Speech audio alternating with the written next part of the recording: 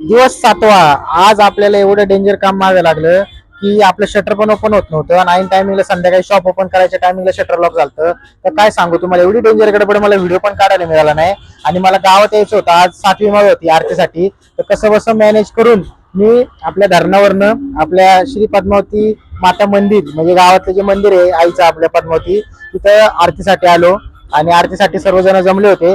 खूप दिवसानंतर असं वातावरण झालं. आधी मी सारखं आरतीला असायचो सकाळ संध्याकाळ, पण आता आपल्याला जमतच नाही.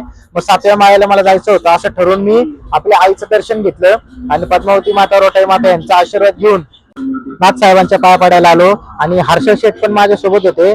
पहिल्यांदाच ते बघत होते की गावामध्ये 2-2 आरत्या कशा काय. त्यांना सांगितलं खाली पद्मावती माताची आणि वरती भैरवनाथाची आरती होते आपली दरवेळेस नवरात्रीच्या वेळेस. येताना एवढं मी डेंजर भिजलो होतो.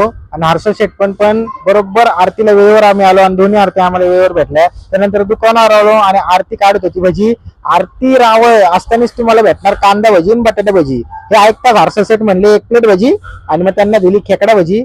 खेकडा भजी खाऊन त्यांना म्हणलं कांदा भजी खाणार काय, तर ते म्हणले खाणार ना राव. आणि मग लगेच आरतीने कांदा भजी पण काढली. तर तुम्हाला पण भजी खायची असेल तर आरती असतानाच या, कारण की मी भजी काढत नाही, मी फक्त काढतो वडे. त्याच्यामुळे आरती असताना तुम्ही या आणि सांगा आम्हाला खायची भजी, मग तुम्हाला भेटेल रावळ फूड्स मध्ये गरमागरम भजी.